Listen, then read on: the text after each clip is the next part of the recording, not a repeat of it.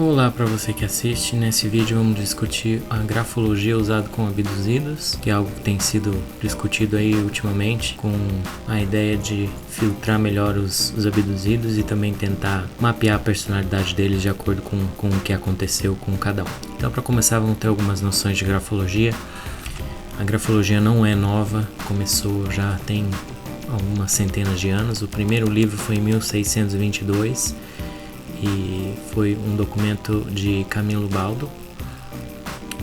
Depois, no final do século XIX, o francês Jean-Hippolyte Michon foi o que publicou o livro Le Mystère de l'écriture. Croppier-Jamin foi considerado o responsável pela grafologia moderna, então a grafologia já tem aí algum tempo. Hoje em dia, muitas das faculdades do mundo de psicologia incluem grafologia nos seus estudos, mas a grafologia é considerada com seu berço na Itália e na França. Então, para que serve a grafologia? A grafologia tem vários propósitos e cada um deles pode ser discutido com mais afinco, mas vai ser discutido nesse caso sobre análise de abduções. Coisas importantes para lembrar da grafologia é que não existe duas letras iguais. As letras são iguais às impressões digitais, cada um tem a sua e todas são diferentes. Existem certos traços de personalidades que são possíveis de se analisar e isso é o que a gente analisa quando a pessoa escreve.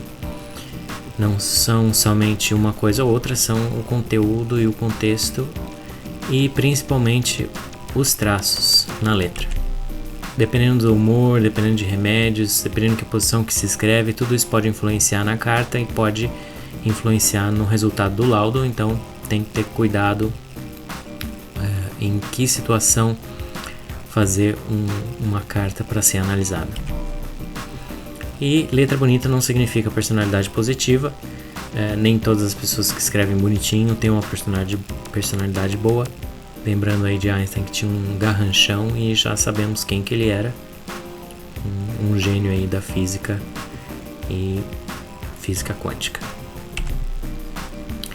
Para se conseguir um laudo completo e correto, é importante que seja escrito em folhas sem linhas e sem pautas, nenhuma pauta e nenhuma folha com pauta embaixo, tampouco. É bom que essa folha tenha um acolchoado embaixo, geralmente se sugere colocar mais folhas A4 embaixo, umas 6 mais ou menos, aí fica mais fácil de escrever. Caneta esferográfica, do tipo que não vai ficar sem tinta no meio da carta, e no mínimo 20 linhas de um texto original da sua cabeça e não cópia, não é cópia nem algo memorizado de uma poesia, nada assim, é um texto mesmo do que você estiver escrevendo ali na hora. Outra coisa importante é começar e terminar sem intervalo, não sair, começar de manhã cedo, depois ir para o almoço e depois voltar a escrever, aí tirar uma pausa para o café. É começar e terminar no mesmo bloco de tempo. E a assinatura é muito importante para ser feita. O que é analisado? Os espaçamentos, as margens, ligação das palavras, das letras, o ângulo das palavras, forma da escrita, a disposição do texto, conteúdo e principalmente a assinatura. Aí temos aí um exemplo do Paulo Betti, uma letra positiva, para vocês terem uma ideia. Uma letra positiva é uma letra fácil de ler, é uma letra que não te traz dificuldade em compreender o que está sendo escrito. É uma letra sem muitos floreios, sem muitos desenhos, sem muita força no papel, força só suficiente e assim por diante. Tem várias coisas que determinam uma letra positiva. Agora, uma letra negativa também chega a ser um pouco óbvia. Aí temos um exemplo de uma letra negativa. E dá para perceber a dificuldade que ela causa nos olhos, dificuldade para entender o conteúdo, dificuldade para entender o que está escrito e para ler qualquer coisa. As zonas da escrita são todas analisadas, aí podemos ver que existem a zona superior, a zona média e a zona inferior, e cada uma delas representa uma parte da personalidade do indivíduo. E aqui temos uma pequena amostra de que cada parte o que cada coisa representa. Uma pessoa tímida ou expansiva ou extrovertida é uma pessoa que tem uma letra grande, e a pessoa tímida é uma pessoa que tem uma letra pequena. Agora, personalidade de risco, somente uma instância dessas sinais na letra não significa que a pessoa é realmente de risco, mas é suficiente para sugerir um pouco de cautela na hora de analisar a letra e na hora de lidar com essas pessoas. Existem vários traços da personalidade que tornam claros ou não possíveis patologias e psicopatologias. Por exemplo, uma escrita fragmentada não é aquela escrita onde a caneta falha, sim onde a pessoa inconscientemente tira a caneta do papel, criando falhas ou fragmentos de palavras. Uma pessoa com escrita fragmentada, ela tem todos esses problemas de personalidade possíveis, não que ela tenha todos, então tem que tomar cuidado ao encontrar letras fragmentadas de saber exatamente qual é o problema que a pessoa tem. Escritas pontiagudas demonstram, além da insinceridade, também demonstram bastante agressividade. Formações em X podem ser insegurança, conflito, preocupações, fantasias com a morte, dificuldades, e esse sinal ainda é mais importante ainda quando está na zona inferior, por exemplo, nessa assinatura. Uma letra ilegível, ela indica ambiguidade, talvez intenção de fraude ou de mentir, a pessoa sem moral, confusão mental e tendência a enrolar, até dissimulação e mistério. Agora, letra ilegível não é o que você considera ilegível, é realmente impossível de entender o que está escrito pelo exemplo que tem nessa letra ao lado.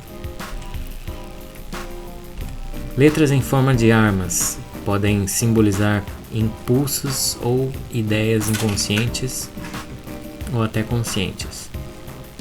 Por exemplo, essa assinatura é do Osama Bin Laden, que tem em forma de uma AK-47. Tremores na letra podem dar a impressão de que a caneta está tremendo, e é isso mesmo, indica problemas com drogas ou problemas de compulsividades, ou talvez seja por idade, lesões e etc. Também pode ser que o autor tenha um trauma no passado ou esteja assustado com alguma coisa, o que causa a pessoa escrever dessa forma. Letras que estão abertas embaixo é o único sinal que você ver, fique atento. São pessoas que possivelmente têm dificuldade com honestidade. Unha de gato é outra que demonstra problemas de traição, de furto, de responsabilidade. Ela tem desvios do que se considera normal, desejos não resolvidos, culpa, etc. E até cleptomania, que é roubar assim descontroladamente.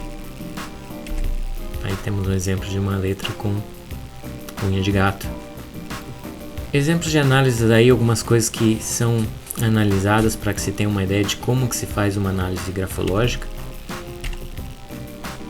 Aí numa carta bem genérica temos aí analisando a letra T, letra G, J, F, a letra P, a inclinação, os afastamentos das palavras. Aqui o exemplo de uma outra letra um pouco diferente, também analisando o T, percebendo que é diferente da anterior.